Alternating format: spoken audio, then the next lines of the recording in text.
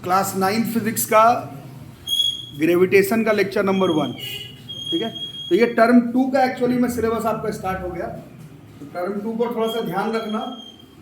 Term 1 का आप लोग जो पढ़ाई की उसका मेन मोटिव जो है वो एमसीक्यूज के लिए था। टर्म 2 का यहाँ से स्टार्ट हो जा रहा है। टर्म 2 में मेन मोटिव एमसीक्यू नहीं रहेगा। एमसीक्यू के थ्रू चैप्टर सीखते हैं वो तो अलग बात है, बट मेन मोटिव इस बार सब्जेक्टिव है। Term 2 is all about subjective examinations, but MCQ से ही आदमी चैप्टर को ठीक से सीखता है। तो क्लास 9 फिजिक्स का टर्म 2 का चैप्टर नंबर 1 स्टार्ट हो जा रहा है। This is gravitation. ठीक है, तो ग्रेविटेशन इस चैप्टर का इंट्रोडक्शन अगर थोड़ा सा लेंगे, ये वर्ड आपके लिए नया नहीं है। फिजिक्स में जैसे कि होता है 9 से 12 क्लास तक, ज़्यादातर नया चैप्टर होने के बावजूद हमें लगता है कि कभी ना कभी कहीं ना कहीं इसके बारे में हमें मालूम है। तो ये वर्ड ग्रेविटेशन के बारे में बहुत लोग पहले से सुने हुए हैं। ठीक है, ग्रेविटेशन किसको कहते हैं, कुछ बताओ, बोलो। ग्रेविटेशन वर्ड कहाँ सुने, क्या सुने, कैसे सुने, कुछ बताओ जल्दी जल्दी। ग्रेविटेशन एक फोर्स है जो अर्थ हर एक ऑब्जेक्ट पर लगाता है। ठीक है, ग्रेविटेशन एक फोर्स है जो कि अर्थ हर एक ऑब्जेक्ट पर लगाता है। ठीक है, मान लिया। और बताओ, ग्रेविटेशन वर्ड कहाँ सुने, क्या सुने, पहले कब पढ़े, कुछ बताना पड़ेगा। बोलो बोलो, बैठे रहने को क्या होगा, बताओ। पहली बार सुन रहे हो ग्रेविटेशन वर्ड तो नहीं, तो पहले बताओ कहाँ सुने, और पहली बार सुनो तो बोलो कि सर हम ये जिंदगी में हम पहली बार सुन रहे ग्रेविटेशन, आप बताइए। तो फिर मैं बताता हूँ। फिर कुछ बोल नहीं रहे हो। ग्रेविटेशन वर्ड तो 4th 5th क्लास से जानते हो, कुछ बताओ ग्रेविटेशन के बारे में। छोड़ो, रहने दो, करोगे वो आएगा जाएगा कुछ नहीं। खैर, कुछ आपका जाता है नहीं आप लोगों को। तो ग्रेविटेशन के बारे में स्टार्ट करेंगे। तो ग्रेविटेशन में सबसे पहले अभी आप लोग ने बताया कि हमें ये चीज मालूम है कि कोई भी ऑब्जेक्ट को, कैसा भी ऑब्जेक्ट लेंगे, कुछ भी ऑब्जेक्ट लेते हैं हम लोग ऐसे, अगर इसको फ्री फॉल के लिए छोड़ देते हैं, पहले चैप्टर में बताया गया, दूसरे चैप्टर में बताया गया, अभी पूछा जाए तो कर रहे हो।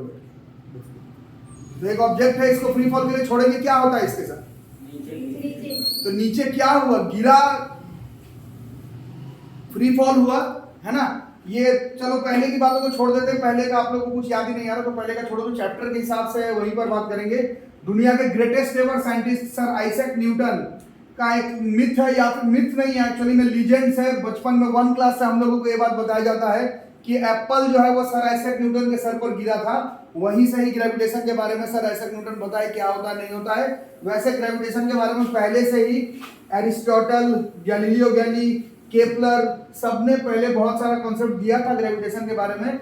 बट जो फेमस लीजेंड्स है या फिर जो फॉर्मूलाज आपको हमको पढ़ना है, वो हम लोग ग्रेविटेशन में स्टार्ट करेंगे इस तरह से। एक लीजेंड है, पुरानी कथा है कि सर आइजैक न्यूटन जब एप्पल के पेड़ के नीचे बैठे हुए थे तो उनके सर पर एप्पल गिरा था, और वो एप्पल गिरते ही सर आइजैक न्यूटन ग्रेविटेशन के बारे में बहुत कुछ चीज समझाए लोगों को। ठीक है, तो आज के डेट में हमें भी मालूम है कि किसी भी ऑब्जेक्ट को छोड़ते हैं फ्री फॉल करने के लिए, तो वो नीचे की तरफ गिरना वर्ड गलत है, एक्चुअली में उसको खींच लिया। कौन खींच लिया, अर्थ या फिर प्लैनेट का सरफेस खींच लिया। पिछला चैप्टर हम लोग पढ़कर आए, खींचने का इंग्लिश क्या होता है, पुल। और पिछले चैप्टर में पढ़कर आए पुश, और पुल को क्या कहते हैं, फोर्स। यही सर आइजैक न्यूटन के दिमाग में गया। आज के डेट में तो बच्चों को मालूम है, बट सर आइजैक न्यूटन ने ऐसे ही सोचा, समझा और कंसेप्ट लगाया कि कोई ऑब्जेक्ट, जैसे कि एप्पल उनके सर पर गिरा था, बट आज के डेट में हमें मालूम है किसी भी ऑब्जेक्ट को फ्री फॉल के लिए छोड़ देते हैं तो उसको सरफेस जो है वो अपने तरफ खींच लेता है। खींचने का मतलब पुल होता है, पुश और पुल को फोर्स कहते हैं। यहाँ से ही एक नया तरह का फोर्स के बारे में सर आइजैक न्यूटन ने पूरे दुनिया को बताया, और उस फोर्स को हम लोग ग्रेविटेशनल फोर्स कहते हैं। That force will be known as gravitational force. ठीक है, कुछ आ रही है बात समझ में। तो ग्रेविटेशनल फोर्स, ग्रेविटेशन तो चैप्टर का नाम है। फिजिक्स जब हम लोग पढ़ना शुरू किए थे तब पढ़े थे, physics is all about physical quantities. Physical quantities are those quantities which can be measured. Gravitation को मेजर नहीं कर सकते, ग्रेविटेशन कोई फिजिकल क्वांटिटी नहीं है, कोई फॉर्मूला ग्रेविटेशन का नहीं है। ग्रेविटेशनल फोर्स के बारे में हम लोग इस चैप्टर में पढ़ने वाले। ठीक है, तो किसी भी ऑब्जेक्ट को फ्री फॉल के लिए छोड़े तो वो खींचा गया, वो क्यों हुआ, that is due to gravitational force. बोलो, समझ में आ रहा है, फिर से बताओ। ठीक है, ऐसा सर आइजैक न्यूटन ने दुनिया को बताया। फिर इनके सामने कॉन्सेप्ट आया। कल हम लोग एक टॉपिक पढ़ रहे थे, कल हम लोग थोड़ा सा ऊपर से टॉपिक देख रहे थे, Kepler's law of planetary motion. मान लो जिन्होंने नहीं भी पढ़ा है केपलर लॉ, तो ये आपको मालूम है कि ये सन है, और सन के अराउंड कौन घूमता है, कल पढ़े थे कि केपलर बताए कि इलेक्ट्रिकल घूमता है, तो अभी उस पर ज्यादा जोर नहीं लगाएंगे। हम लोग ऐसे देख रहे हैं कि ये प्लैनेट है और ये सन के अराउंड ऐसे गोल गोल गोल गोल गोल घूम रहा है। पिछले चैप्टर में हमने, पिछले दोनों चैप्टर में, मोशन में भी और forces and laws of motion दोनों चैप्टर में देखा था, पिछला दोनों चैप्टर में कॉन्सेप्ट देखा था। अगर आपको याद आ रहा होगा तो आप लोग बताना, और याद नहीं आ रहा है तो आप ऐसे में भी मुसीबत में है, क्योंकि चैप्टर 1 और चैप्टर 2 तो आपको अभी भी डर में आ रहा है। नहीं याद आ रहा है तो आप प्रॉब्लम में है। स्कूल एग्जाम में भी आया था आपका, आप लोग बोल दिए कि हम नहीं लिखे, जबकि वो पूरे यूनिवर्स का सबसे इंपॉर्टेंट क्वेश्चन रहता है। सर्कुलर मोशन में जब भी एक ऑब्जेक्ट जब ट्रैवल करता है तो वो हमेशा एक्सेलरेटेड रहता है। ये चैप्टर 1 का सबसे important topic, circular motion is always accelerated. क्यों ऐसा होता था बताया गया था कि सर्कुलर मोशन में हर पॉइंट पर ऑब्जेक्ट का क्या चेंज होते चला जाता है, डायरेक्शन जादू से तो चेंज होगा नहीं। डायरेक्शन चेंज करने के लिए किस चीज का जरूरत है, ये पिछले चैप्टर में पढ़े। किसी भी ऑब्जेक्ट का डायरेक्शन चेंज करने के लिए फोर्स लगता है, और पिछले चैप्टर में फॉर्मूला पढ़े force is equal to mass into acceleration. तो अगर डायरेक्शन चेंज हो रहा है तो फोर्स लग रहा है, और जहां फोर्स वहां पर एक्सेलरेशन। और यहां पर हम लोग पिछले दोनों चैप्टर में पढ़े हैं, ऑब्जेक्ट जब भी सर्कुलर मोशन में ट्रैवल करता है, ऑब्जेक्ट जब भी सर्कुलर मोशन में ट्रैवल करता है, ऑब्जेक्ट कभी भी सर्कुलर मोशन में ट्रैवल करता है तो उसमें हमेशा एक फोर्स लगता है। पढ़े हो, याद आ रहा है? और उस फोर्स को हम लोग कहते हैं सेंट्रीपिटल फोर्स। कौन सा फोर्स कहते हैं? तो F इज सेंट्रीपिटल फोर्स। इसके बारे में थोड़ा सा इस चैप्टर में भी दिया हुआ है। तो सेंट्रीपिटल फोर्स क्या होता था? सेंट्रीपिटल फोर्स क्या होता था? किसी भी ऑब्जेक्ट को सर्कुलर मोशन में गोल गोल गोल गोल जब हम लोग घुमाते हैं तो हमेशा एक्सेलरेटेड होता ही है, क्योंकि उस पर एक फोर्स लगता है, और उस फोर्स को हम लोग सेंट्रीपिटल फोर्स कहते हैं। ठीक है, एक बार वो देखो, पेज नंबर कौन सा पेज है ये? Page number 131 figure 3 figure 10.1। Page number 131 है ना? Yes sir. फिगर 10.1। 10.1। ये भी हम लोग दोनों चैप्टर में ये डायग्राम पढ़े हैं। यही फिजिक्स है। ये डायग्राम आपके फोर्सेज लॉज ऑफ मोशन में भी है और मोशन में भी है। एक लड़का है, वो रस्सी बांधा, रस्सी से एक स्टोन को, यहां पर वो लड़के का हाथ है, ये स्टोन है और इसको रस्सी के थ्रू बांधा हुआ है, और उसको क्या किया जा रहा है? उसको गोल गोल गोल गोल गोल गोल गोल घुमाया जा रहा है। नहीं तो उसको गोल घुमाने के लिए किस चीज का जरूरत पड़ेगा? हाथ और उस पत्थर के बीच में रस्सी के थ्रू क्या लग रहा है? एक फोर्स। वो फोर्स लगाने पर ये गोल गोल गोल गोल गोल गोल गोल घूम रहा है। अगर ये फोर्स नहीं लगाते तो क्या होता? जैसे ये रस्सी है, ये पत्थर है, इसको गोल गोल गोल घुमा रहे हैं, यहाँ से वो लड़का फोर्स लगा रहा है और इस पर गोल गोल गोल गोल गोल घुमा रहा है। फोर्स अंदर की तरफ लग रहा है, यहाँ पर पहुंचा तो फोर्स अंदर की तरफ। इस फोर्स को कौन सा फोर्स कह रहे हैं हम लोग? This force is known as centripetal force. सबको आ रहा है समझ में? सबको तो नहीं आ रहा होगा, कुछ लोग तो ग्रेविटेशन में कर रहे हैं, पहली बार सुने ग्रेविटेशन क्या होता है। तो जिसको ग्रेविटेशन जिंदगी में कभी सुना नहीं हो, सेंट्रीपिटल फोर्स क्या ही सुना होगा। बाकी लोग बताओ, ये बॉल जब गोल गोल गोल गोल गोल, ये लड़का यहाँ से रस्सी बांधा और रस्सी में पत्थर, और इस पत्थर को गोल गोल गोल घुमा रहा है, तो इस पर वो लड़का रस्सी के थ्रू उस पत्थर पर क्या लगा रहा है? एक फोर्स लगा रहा है। उस फोर्स को हम लोग क्या कहते हैं? Centripetal force. अगर उस थ्रेड को ऐसे गोल गोल गोल गोल गोल गोल गोल घुमाते हुए ऐसे अगर थ्रेड को छोड़ दिए, थ्रेड ही छोड़ दिए, या फिर वो पत्थर उस स्टोन से छूट गए, तो वो कहाँ जाएगा? जिस डायरेक्शन में वो ऐसे। इसको कहते हैं हम लोग टेंजेंट। टेंजेंशियली बाहर की तरफ फेंका जाएगा, जाएगा ना? तो इसमें क्या नहीं मिला तो ये टेंजेंशियली फेंका गया, फोर्स नहीं, और जब तक मिल रहा था तब तक कैसे जा रहा था? Circular motion. और उसके लिए एक फोर्स का, खास फोर्स की जरूरत है, जिसको कि हम लोग सेंट्रीपिटल फोर्स कहते हैं। अब न्यूटन साहब के दिमाग में गया कि ये सन है। केपलर, गैलीलियो, एरिस्टोटल, इन तीनों ने ही, एरिस्टोटल पर थोड़ा सा अलग स्टोरी है, उसको बाद में कभी देखेंगे। बट प्लैनेट जो है वो सन के अराउंड घूमता है। मून जो है, मून किसके अराउंड घूमता है? मून जो है वो अर्थ के अराउंड घूमता है। ये न्यूटन का समय जब तक आया तब तक ये सब बातें कॉमन साइंस हो गई थी, मतलब सबको मालूम था। मून इस तरह से अर्थ के अराउंड, प्लैनेट जो है वो इस तरह से सन के अराउंड, है ना? तो थोड़ा सोचना समझना, चैप्टर का इंट्रोडक्शन है फिजिक्स का। कोई भी चैप्टर जब तक आपका इंट्रोडक्शन क्लियर नहीं रहेगा तब तक आपको समझ में नहीं आएगा। ठीक है, इंट्रोडक्शन बहुत जरूरी होता है। तो न्यूटन साहब के दिमाग में जब एप्पल पहली बार गिरा तब उनके दिमाग में एक बात गया कि इस एप्पल पर क्या हुआ। इस एप्पल पर एक फोर्स लगा, उस फोर्स को ही क्या नाम दिया गया? उस फोर्स को दिया गया ग्रेविटेशनल फोर्स। बट इतना आसान जितना लग रहा है साइंस, उतना आसान है नहीं। फिर केपलर का लॉ, गैलीलियो का लॉ, फिर कॉन्सेप्ट लगाया गया कि प्लैनेट भी तो सन के अराउंड गोल गोल गोल गोल घूमता रहता है। यहाँ पर कॉन्सेप्ट लगाया गया कि किसी भी ऑब्जेक्ट को गोल घुमाने के लिए किस चीज का जरूरत पड़ता है, फोर्स का। कैसा फोर्स? Centripetal force. इसमें कौन दे रहा था सेंट्रीपिटल फोर्स? हाथ में से पत्थर लगा करके नचा रहे थे, तो फोर्स कौन लगा रहा था? कौन लगा रहा था? हाथ लगा रहा था रस्सी के थ्रू पत्थर पर, है ना। और जैसे ही आप उस हाथ को छोड़ दिए तो वो अपना जिस डायरेक्शन में जा रहा था उसी डायरेक्शन में फेंका गया। तो यहाँ पर भी ये प्लैनेट है, ये सन है, ये गोल गोल गोल गोल गोल घूम रहा है। सिंपल साइंस कहता है किसी भी ऑब्जेक्ट को गोल घुमाने के लिए किस चीज का जरूरत पड़ेगा? अभी आप बोले फोर्स का जरूरत पड़ेगी। उस फोर्स को आप क्या करें? Centripetal force. यहाँ पर तो वो फोर्स तुमको दिख रहा है कि हाथ से बांध करके गोल गोल गोल घुमा रहे हो। न्यूटन साहब से पूछा गया, या फिर एक्चुअली में पूछा नहीं गया, उन्हीं का दिमाग लगा कि केपलर बता चुके हैं, गैलीलियो साहब बता चुके हैं कि प्लैनेट घूमता है सन के अराउंड। घूमता है मतलब एक फोर्स का जरूरत पड़ेगा, और वो फोर्स किसी को देना पड़ेगा। और यहाँ पर वो फोर्स नजर नहीं आ रहा। यहाँ पर हाथ से ऐसे नचा रहे हो तो फोर्स नजर आ रहा है कि फोर्स तुम दे रहे हो। यहाँ कौन सा फोर्स है? कोई तो ऐसा फोर्स है जिसको गोल गोल गोल गोल गोल घुमा रहा है। तो इसका आंसर भी निकल करके क्या आया? इन दोनों के बीच में भी जो फोर्स लग रहा है, इस फोर्स को भी हम लोग कौन सा फोर्स कहेंगे? इस फोर्स को भी ग्रेविटेशनल फोर्स ही बोलना पड़ेगा। जैसे एक एप्पल गिरा सर पर, अर्थ खींच लिया, वो तो ग्रेविटेशनल फोर्स है ही। क्यों? क्योंकि वहां पर क्या कॉन्सेप्ट लगा? कोई चीज खींचा है, खींचने का इंग्लिश पुल होता है, पुल और उसको फोर्स कहते हैं। तो वहां पर एक फोर्स, उस फोर्स को ग्रेविटेशनल फोर्स कहते हैं। फिर कॉन्सेप्ट लगा इस पर क्या किया जाए? प्लैनेट घूम रहा है सन के अराउंड, मून घूम रहा है अर्थ के अराउंड, गोल घूमने के लिए एक फोर्स का जरूरत पड़ता है, और वो फोर्स नजर नहीं आ रहा, लेकिन है जरूर। क्योंकि अगर वो फोर्स नहीं होता तो अभी आप लोग खुद बोले इस रस्सी पर फोर्स नहीं लगाने पर क्या होता है? ये ऐसे बाहर की तरफ। तो इस पर भी अगर फोर्स नहीं मिलेगा तो ये प्लैनेट ऐसे गोल नहीं जाएगा, ये तो ऐसे टेंजेंशियली फेंका जाएगा। बट हमें मालूम है कि प्लैनेट गोल गोल गोल घूमता है सन के अराउंड, मून गोल गोल गोल घूमता है अर्थ के अराउंड। मतलब इन दोनों के बीच पर भी हर वक्त क्या लगा हुआ है? एक फोर्स लगा हुआ। उस फोर्स को भी कौन सा नाम दिया गया? उस फोर्स को भी ग्रेविटेशनल फोर्स ही नाम दिया गया। तो आप लोग ग्रेविटी वर्ड ही पहली बार सुने तो मैं क्या बताऊं, बट जैसे कुछ लोग बताए कि एक ऑब्जेक्ट को छोड़ देंगे तो अर्थ उसको अपने तरफ खींच लेगा, वो ग्रेविटेशनल फोर्स है। ये तो 6th क्लास का बच्चा भी जानता है। आप लोग कर रहे हैं बैठ करके। 9th क्लास का बच्चा पहली बार ये जानता है कि सन और प्लैनेट अगर गोल गोल गोल गोल गोल घूम रहा है तो यहाँ पर भी एक फोर्स लग रहा है, और उस फोर्स को भी न्यूटन साहब बताए कि ग्रेविटेशनल फोर्स ही बोलते हैं। ये नया कॉन्सेप्ट है आपके लिए। बॉल को छोड़े वो नीचे खींचा गया, ये तो आपको कंफर्म मालूम होना चाहिए था कि ये ग्रेविटेशनल फोर्स है, ये भी ग्रेविटेशनल फोर्स है। ठीक है। मोशन चैप्टर में एक चीज और पढ़े थे पहले चैप्टर में, मोशन में, कि एक ऑब्जेक्ट को ऐसे उछाले क्या होता है उसके साथ?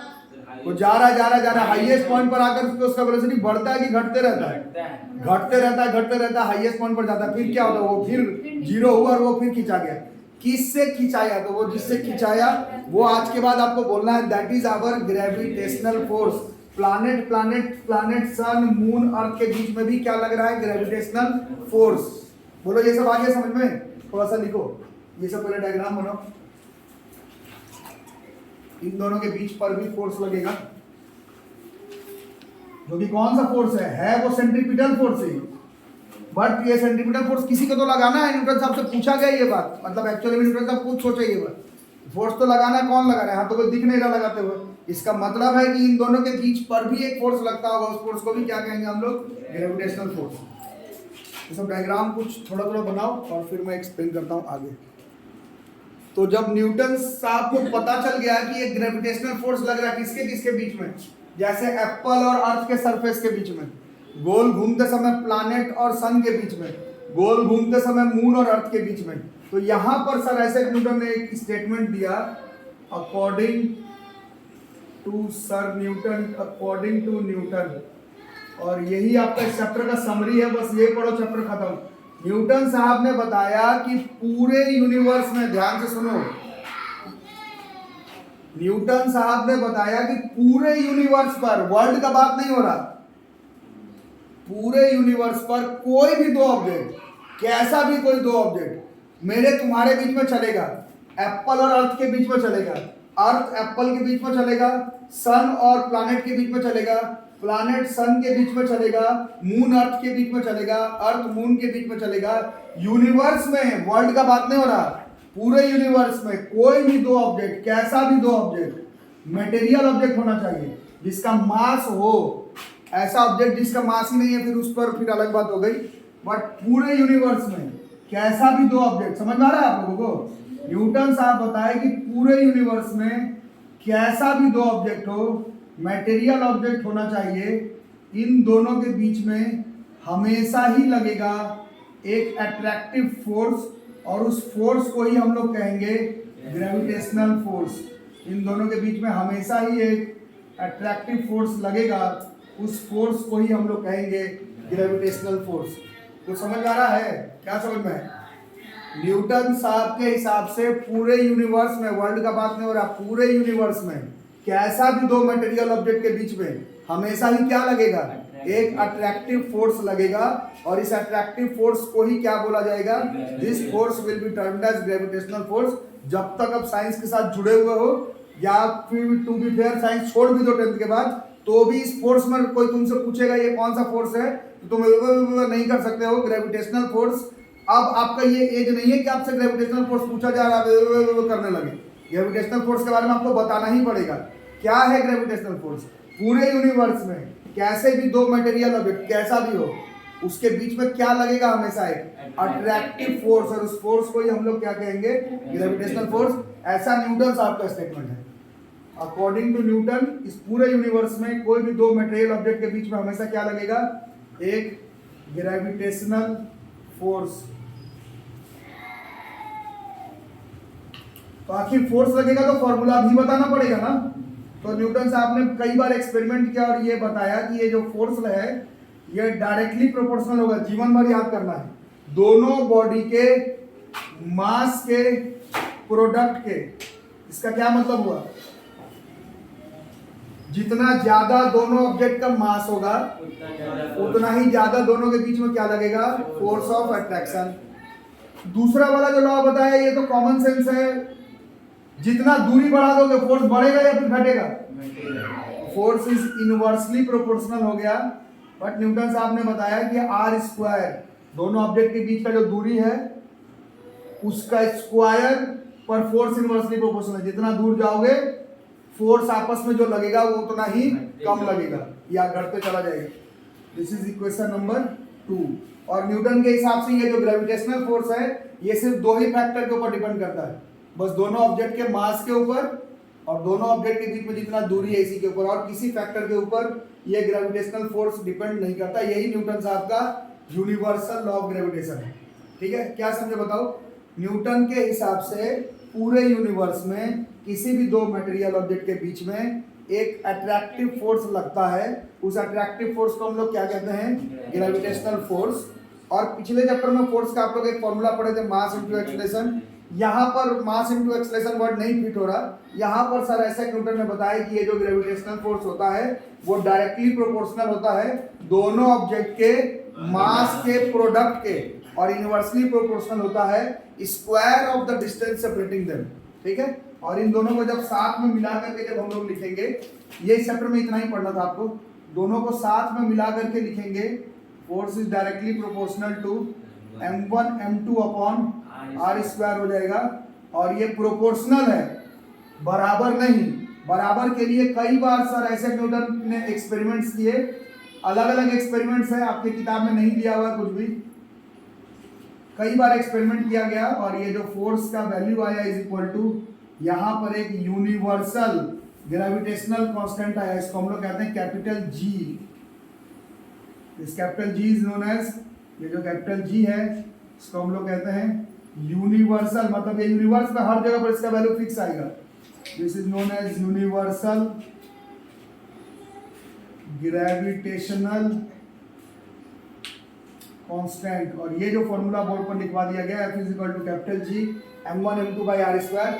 बस यही वो फोर्स है जिसको कि हम लोग ग्रेविटेशनल फोर्स कहते हैं। मतलब अभी इस रूम में जैसे हम तुम बैठे हुए हैं, हमारे आपके बीच में भी ये वाला फोर्स लग रहा है, ग्रेविटेशनल फोर्स। इसको छोड़ेंगे, अभी आप लोग बोले कि इसको खींचते हुए दिखेगा कौन? अर्थ का सरफेस खींचना, मतलब इसमें एक फोर्स लग रहा है। कितना फोर्स लग रहा है? तो वो यही ग्रेविटेशनल फोर्स ही लग रहा है। अर्थ और सन के बीच में, अर्थ और मून के बीच में जो फोर्स लग रहा है जिसके वजह से वो गोल गोल गोल गोल गोल घूम रहा है, वो फोर्स भी किस फॉर्मूला से निकलेगा? तो इसी फॉर्मूला से निकलेगा। ये जो लॉ है इसको ही हम लोग यूनिवर्सल लॉ ऑफ ग्रेविटेशन भी कहते हैं। क्यों कहते हैं यूनिवर्सल लॉ ऑफ ग्रेविटेशन? क्योंकि ये यूनिवर्स पे हर जगह पर काम करता है। मटेरियल ऑब्जेक्ट होना चाहिए, यूनिवर्सल लॉ ऑफ ग्रेविटेशन। इसमें m1 m2 क्या है? मटेरियल ऑब्जेक्ट, मतलब मास होना चाहिए। m1 m2 are material objects. r क्या है? Distance between the separating. Distance separating them, distance separating. एक कैपिटल जी का रिप्रेजेंट। हाँ आएगा, distance separating centres of two bodies. ठीक है, और ये यूनिवर्स पे सब जगह पर काम करता है। और ये फोर्स हमेशा कैसा फोर्स होगा? ये फोर्स हमेशा अट्रैक्टिव फोर्स ही होगा।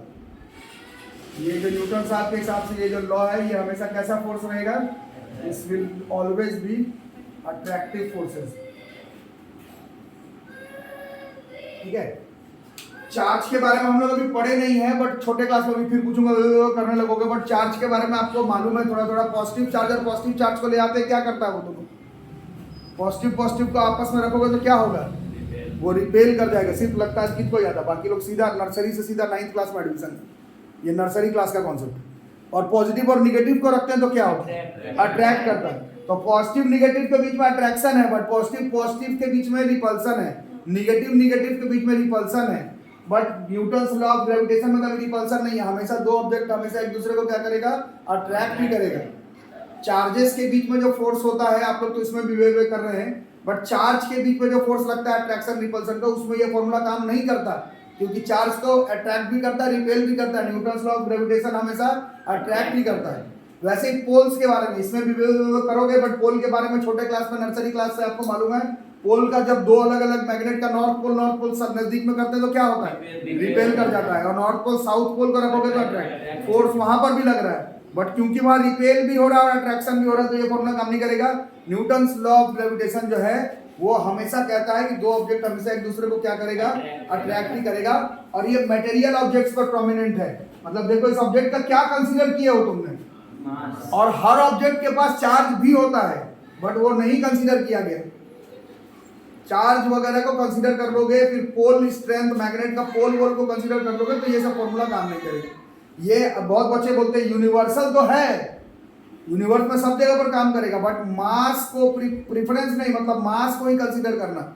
उस ऑब्जेक्ट का चार्ज वगैरह भी कंसीडर कर रहे हो तब फिर ये फॉर्मूला काम नहीं करेगा।